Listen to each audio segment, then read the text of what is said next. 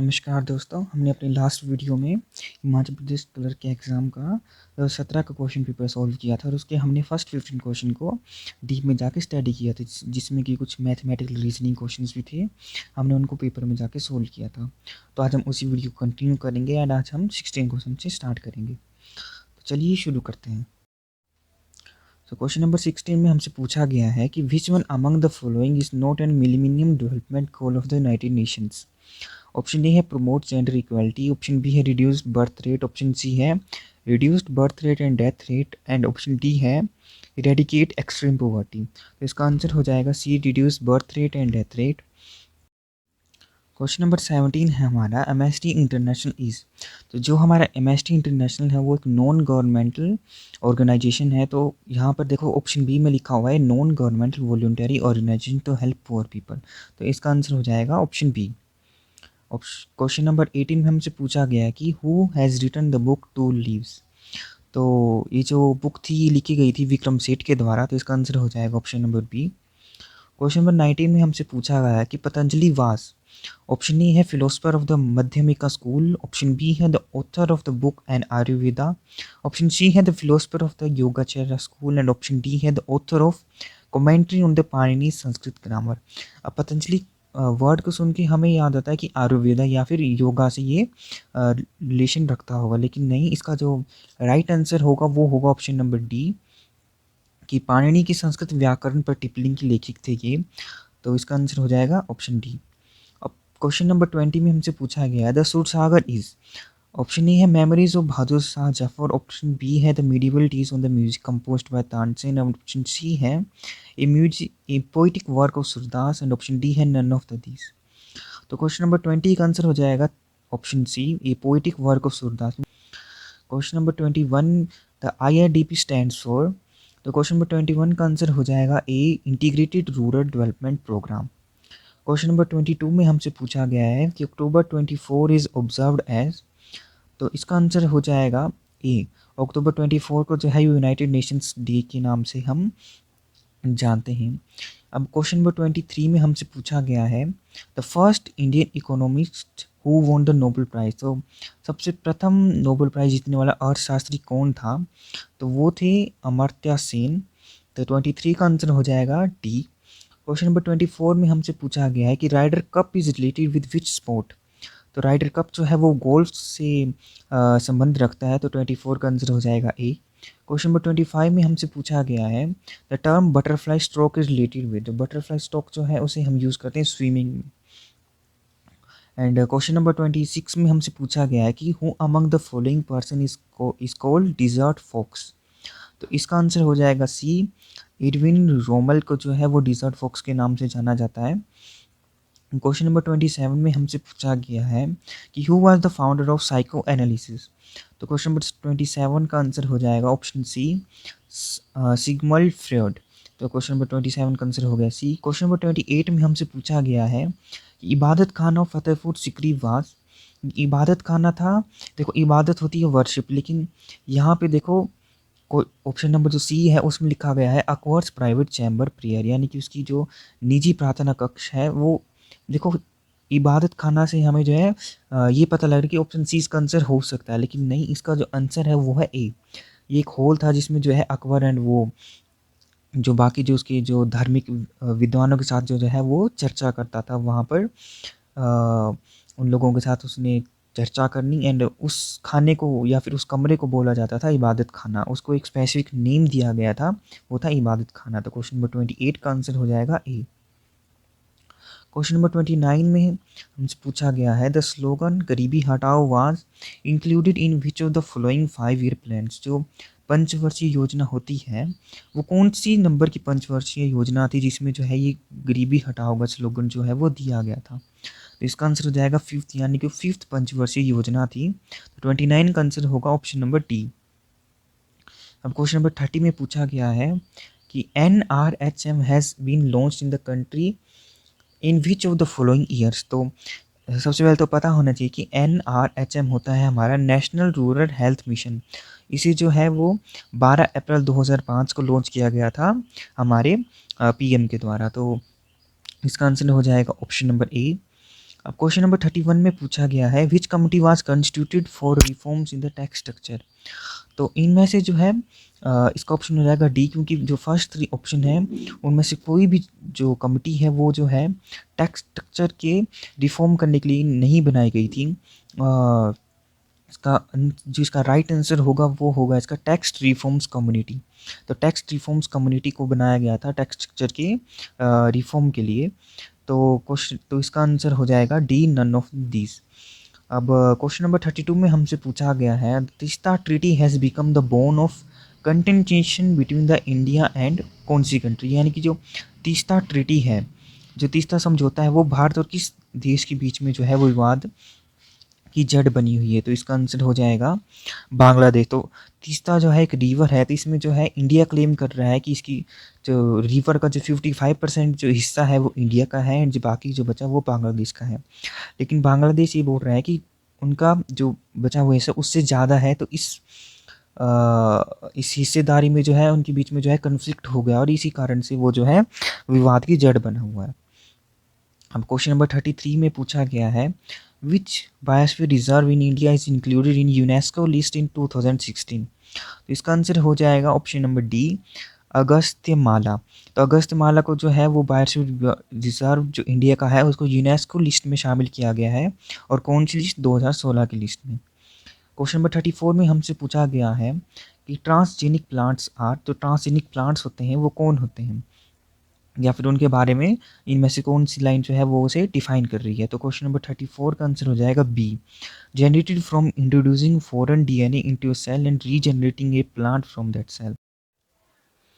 Question number 35 में हमसे पूछा गया है what is the function of a bile. तो बाइल जो होता है, बाइल एक्चुअल में एक जूस है जो कि गाल ब्लैडर में स्टोर होता है और इसे जो है लीवर सिक्रेट करता है। इसका काम होता है फैट को फैटी एसिड में इमल्सिफाई करना, यानी कि फैट को फैटी एसिड में चेंज करवाना। तो क्वेश्चन नंबर 35 का राइट आंसर हो जाएगा ए, इट इमल्सिफाइज फैट। क्वेश्चन नंबर 36 में हमसे पूछा गया है the vitamin which contains cobalt is, ऐसी कौन सी विटामिन है जिसके अंदर जो है कोबाल्ट होता है। तो इसका जो राइट आंसर होगा वो होगा विटामिन B12, यानी कि ऑप्शन ए। अब क्वेश्चन नंबर 37 में हमसे पूछा गया है कि Aedes aegypti is the vector of which among the following disease. तो ये जो अदीस एगिपिटी है ये कौन सी बीमारी का जो है ये वाहक होता है। हाँ, तो इसका जो राइट आंसर हो जाएगा वो होगा ऑप्शन सी, यानी कि चिकनगुनिया। ये जो है चिकनगुनिया का वाहक होता है, इसके काटने से जो है चिकनगुनिया होता है। अब क्वेश्चन नंबर 38 में हमसे पूछा गया है athlete foot is caused by, जो एथलीट फुट है वो किसके द्वारा होता है। तो इसका जो राइट आंसर हो जाएगा वो होगा ऑप्शन नंबर ए, यानी कि फंगस। क्वेश्चन नंबर 39 में हमसे पूछा गया है निर्भय इज, जो निर्भय है वो क्या है। तो निर्भय जो है वो सब सोनिक क्रूज मिसाइल है। देखो यहाँ पे हमें दो टर्म मिल रही है, एक सबसोनिक और एक है सुपरसोनिक। सबसोनिक वो चीज़ होती है जिसकी जो स्पीड है वो स्पीड ऑफ साउंड से कम हो, एंड सुपरसोनिक वो होती है जिसकी जो स्पीड है वो स्पीड ऑफ साउंड के बराबर हो या उससे ज़्यादा हो। जो स्पीड ऑफ साउंड होती है वो होती है 343 मीटर पर सेकेंड, एंड ये जो निर्भय है इसकी जो स्पीड है वो है 231 मीटर पर सेकेंड। तो ये आप लर्न कर लेना। एंड सबसोनिक एंड सुपरसोनिक के बारे में मैंने बता दिया। हमारा जो 40th क्वेश्चन है वो बोल रहा है कि the project seabird is connected with, तो इसका राइट आंसर हो जाएगा option number A, greenfield naval base at west coast of India. तो क्वेश्चन नंबर 41 बोल रहा है कि world's first electric satellite was launched by, दुनिया की जो सबसे पहली जो इलेक्ट्रिक सैटेलाइट थी वो लॉन्च की गई थी स्पेस एक्स के द्वारा। और जो स्पेस एक्स है वो एलन मस्क इसका ओनर है और ये की गई थी 2002 में। और ये किस लिए की गई थी, क्योंकि जो ट्रांसपोर्टेशन है फ्रॉम अर्थ टू मार्स इसको उसकी जो कॉस्ट है उसको रिड्यूस करने के लिए जो है इस सैटेलाइट को जो है वो लॉन्च किया गया था। क्वेश्चन नंबर 42 में पूछा गया है कि परम पदम इज, जो परम पदम है वो क्या है। तो परम पदम इसका जो राइट आंसर होगा वो होगा option C, it is an indigenously build super computer. तो ये एक सुपर कंप्यूटर है। क्वेश्चन नंबर 43 में पूछा गया है the function of an assembler is, जो असेंबलर है उसका काम क्या होता है। तो उसका काम होता है तो convert assemble language into machine language.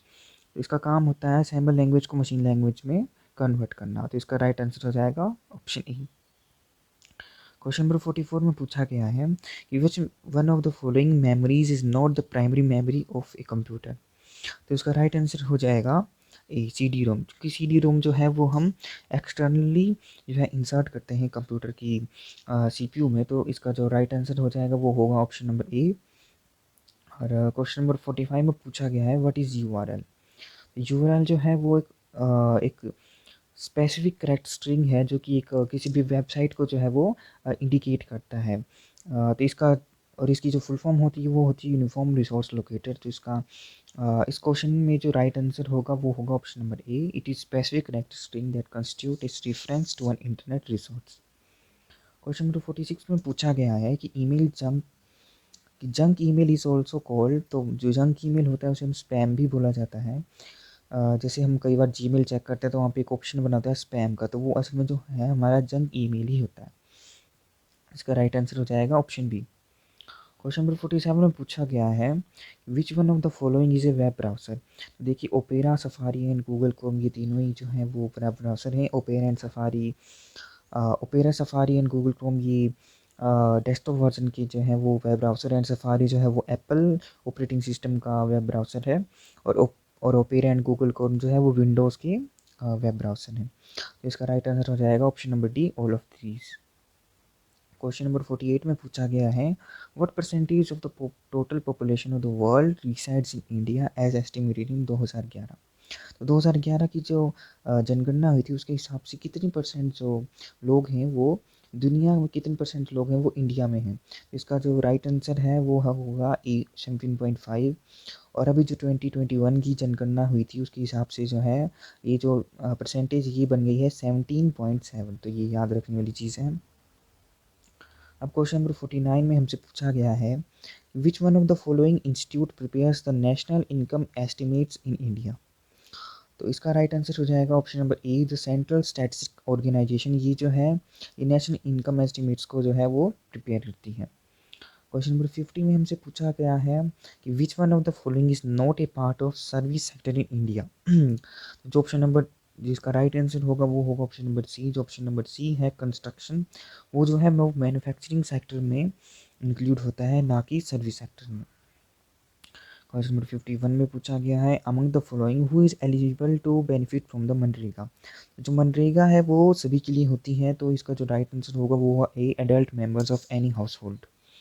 इसमें कोई भी जात पात का नहीं है, कोई भी SC ST या फिर BPL हाउस होल्ड का नहीं है। सारे जो भी एडल्ट हैं किसी भी घर से वो जो है मनरेगा में अप्लाई कर सकते हैं।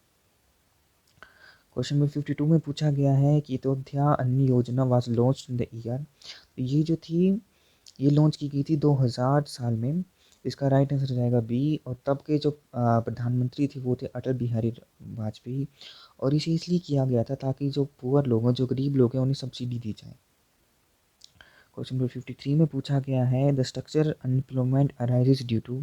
तो स्ट्रक्चर एम्प्लॉयमेंट है वो क्यों आती है, वो आती है ए। इसका जो राइट आंसर होगा वो होगा ए, इनएडिक्वेट प्रोडक्टिव कैपेसिटी। यानी कि जो वर्कर्स हैं वो उनकी जो स्किल है और जो कंपनी जो उनसे स्किल मांग रही है उनके बीच में जो गैप आता है उसे स्किल गैप बोलते हैं। और उसी के कारण जो है ये स्ट्रक्चर अनएम्प्लॉयमेंट आती है। यानी कि कंपनी मांग कुछ और रही होती है और जो वर्कर्स हैं वो उसे सेटिस्फाई नहीं कर पाते हैं। तो इसके कारण से इनएडिक्वेट प्रोडक्टिविटी कैपेसिटी होती है, यानी कि उत्पादन में कम आ जाती है, उत्पादन कम हो जाता है। क्वेश्चन नंबर 54 में पूछा गया है द प्रोजेक्ट संकल्प is associated with the elimination of. तो इसका जो राइट आंसर होगा वो होगा HIV एड्स। क्वेश्चन नंबर 55 में पूछा गया है the standard of living in a country is represented by its. इसका जो राइट आंसर हो जाएगा वो होगा D option, per capita income. Question number 56 में पूछा गया है which one of the following has the final authority in India to approve 5-year plan. इसका जो राइट आंसर हो जाएगा वो होगा option number C, national development council. तो नेशनल डेवलपमेंट काउंसिल है वही जो है फाइनल अथॉरिटी होती है 5-year प्लान की। यानी कि जो पंचवर्षीय योजना है उसकी जो स्वीकृति की जो एंड में जो फाइनलाइज जो से फाइनल करता है वो होते हैं national development council. Question number 57 में पूछा गया है who introduced high yielding varieties of seed in India. जो हाई वेराइटी यील्डिंग सीड्स थे उनको भारत में कौन लेके आया था, उसका आविष्कार किसने किया था, तो वो थे एन बोरलॉन्ग ने। इसका राइट आंसर हो जाएगा option number A. Question number 58 में पूछा गया है the green revolution in India has contributed to, तो इसका आंसर हो जाएगा ऑल ऑफ द एबव, क्योंकि जब ग्रीन रिवॉल्यूशन हुआ तो उसने इंटर क्रॉप इनक्वालिटी भी की, इंटर क्लास इनक्वालिटी भी की और इंटर रीजनल इनक्वालिटी भी की। ऐसा क्यों किया? क्योंकि देखिए जब भी ग्रीन रिवॉल्यूशन हुआ तो यूपी एंड पंजाब की एरियाज जो थे वहाँ पर जो है उन्होंने हाइब्रिड सीड्स का यूज़ करना स्टार्ट कर दिया, तो उनकी जो ईल्ड थी, उनकी जो पैदावार हुई वो ज़्यादा होगी। इसकी वजह से क्या हुआ कि इंटर रीजनल इनक्वालिटी आ गई, वहाँ पे अच्छी पैदावार होने लगी और बाकी स्टेट्स में कम पैदावार होने लगी। अब इंटर क्रॉप कैसे आई? देखिए ये जो हाइब्रिड सीड्स थी ये जो थी सिर्फ जो वीट का गेहूँ थे उनमें थे और बाकियों में नहीं थे, तो इसका मतलब जो था वो क्रॉप में भी इनक्वालिटी आ गई, कुछ क्रॉप्स अच्छी ग्रो करती थी, कुछ क्रॉप्स अच्छी ग्रो नहीं करती थी। एंड इंटर क्लास इनक्वालिटी इस तरीके से आई कि जो रिच लोग थे, जो पैसे वाले लोग थे, वो तो आराम से हाइब्रिड बीज खरीद सकते थे, लेकिन जो पुअर लोग थे तो वो उन्हें नहीं खरीद सकते थे, उनकी जो पैदावार होती थी वो कम होती थी। एंड रिच लोगों की जो खेतों की पैदावार होती थी वो ज़्यादा होती थी, इस कारण से जो है इंटर क्लास इनक्वालिटी भी आ गई। तो इसका राइट आंसर होगा option number D, all of the above. Question number 59 में हमसे पूछा गया है कि world investment report is published by which of the following, तो इसका राइट आंसर हो जाएगा ऑप्शन नंबर ए, UNCTAD, और इसकी फुल फॉर्म होती है united nations conference on the trade and development, united nation conference on the trade and development, UNCTAD। Question number 60 में पूछा गया है where is India's modernise currency note press situated, तो इसका जो राइट आंसर हो जाएगा वो होगा मैसूर। मैसूर में जो है वो मॉडर्न जो करेंसी नोट्स हैं वो जो है वहाँ पर छापे जाते हैं। क्वेश्चन नंबर 61 में पूछा गया है व्हाट इज रेपो रेट, तो रेपो रेट वो रेट होता है जिसे जो आरबीआई जो है वो गवर्नमेंट सिक्योरिटीज़ खरीदती है बाकी बैंक से। जब बाकी बैंक के पास जो है वो वेल्थ की कमी हो जाती है, पैसे की कमी हो जाती है, तो वो आरबीआई को जो है वो अपनी गवर्नमेंट सिक्योरिटीज़ बेच देती है और आरबीआई उन्हें बदले में पैसे दे देती है। तो उसी रेट को जो है हम, और जिस वो रेट में लेती है उसे हम बोलते हैं रेपो रेट। क्वेश्चन नंबर 62 में हमसे पूछा गया है कि which one of the following is called as a banker cheque, तो बैंकर्स चेक है उसे हम डिमांड ड्राफ्ट को जो है वो बैंकर्स चेक बोलते हैं, तो इसका राइट आंसर हो जाएगा option number D. Question number 63 में हमसे पूछा गया है कि which body in India does the regulation of insurance sector, तो इसका राइट आंसर हो जाएगा IRDA, और इसकी फुल फॉर्म होती है insurance regulatory and development authority, insurance regulatory and development authority. And question number 64 में हमसे पूछा गया है in our constitution the term budget is used under, तो टर्म जो बजट है उसे यूज़ किया गया था आर्टिकल 112 में, आर्टिकल 112 में, तो इसका राइट आंसर हो जाएगा option number A. Question number 65 में हमसे पूछा गया है the human development report for each year at the global level is published by, UNDP जो है इसे पब्लिश करता है, UNDP means united nation development programme, तो इसका राइट आंसर हो जाएगा option number D. Question number 66 में हमसे पूछा गया है the corporation tax is imposed by, जो कॉरपोरेशन टैक्स है वो किसके द्वारा लागू किया जाता है, तो इसका राइट आंसर हो जाएगा ऑप्शन सी, सेंट्रल गवर्नमेंट। जो सेंट्रल गवर्नमेंट है वो कॉरपोरेशन टैक्स लगाता है, यानी कि जो कॉरपोरेशंस होती है बड़ी बड़ी उनके ऊपर जो टैक्स लगता है वो जो है सेंट्रल गवर्नमेंट लगाती है। क्वेश्चन नंबर 67 में हमसे पूछा गया है which kind of power accounts for the largest share of the power generation of India, तो इंडिया में जो सोचा था जो विद्युत शक्ति निर्माण होता है वो उसका सबसे ज़्यादा जो हिस्सा है वो कौन सी एनर्जी का है, तो इसका राइट आंसर हो जाएगा थर्मल एनर्जी का, तो इसका जो थर्मल एनर्जी है वो 65% ऑक्यूपाई करती है इंडिया की टोटल एनर्जी का शेयर, तो इसका राइट आंसर आएगा option number C, thermal energy. So question number 68 में हमसे पूछा गया है the balance of payments of a country systematic record of, तो जो भी पेमेंट्स का बैलेंस होता है किसी भी एक देश का वो एक सिस्टमेटिक रिकॉर्ड होता है किस चीज़ का, इसका राइट आंसर हो जाएगा option number C, the economic transition between the government of one country to another, किसी भी एक देश की सरकार और दूसरे देश की सरकार में आर्थिक लेन देन का। क्वेश्चन नंबर 69 में हमसे पूछा गया है what is blue chip company, जो ब्लू चिप कंपनी है वो एक जैसे जो हमारी बिटकॉइंस होती हैं उसी प्रकार की चिप बनाती है, और इसका जो आंसर हो जाएगा वो होगा option number C, highly valuable company, जो है अति मूल्यवान कंपनी है। क्वेश्चन नंबर 70 में हमसे पूछा गया है डावरिची वॉज फर्स्ट इंट्रोड्यूस्ड अंडर, सर्वप्रथम किसके अंतर्गत द्विज शासन का प्रारंभ हुआ था, द्वारची जो है वो द्विज शासन होता है, तो ये हुआ था इसका आंसर हो जाएगा option number E, government of India act 1935। 1935 में जब गवर्नमेंट ऑफ इंडिया का एक्ट आया था उसमें जो है डायरेक्टरी सिस्टम को जो है फर्स्ट बार इंट्रोड्यूस किया गया। जो डायरेक्टरी सिस्टम होता है ये होता है डबल गवर्नमेंट सिस्टम, यानी कि एक ही देश को जो है दो दो गवर्नमेंट चलाती है। कुछ सिस्टम को जो है एक गवर्नमेंट चलाएगी, कुछ सिस्टम को दूसरे गवर्नमेंट को चलाएगी। लेकिन बाद में इंडिया में जो है ये डायरेक्टरी सिस्टम जो है फेल हो गया था। अगर आपको ये क्यों फेल हुआ था इसके ऊपर सेपरेट वीडियो चाहिए तो आप कमेंट में जाके पूछ सकते हैं। तो आज हमने जो है 70 क्वेश्चन तक इसको सॉल्व कर दिया। अब नेक्स्ट वीडियो में हम जो है 70 से नेक्स्ट क्वेश्चंस को सॉल्व करेंगे एंड उसमें भी हम ट्राई करेंगे कि हर एक क्वेश्चन को जो हम डीप में जाके स्टडी करें, ताकि अगर कभी एग्जाम में उससे रिलेटेड क्वेश्चन पूछा जाए तो हम उसे भी आराम से अटैम्प्ट कर पाएँ। Thank you.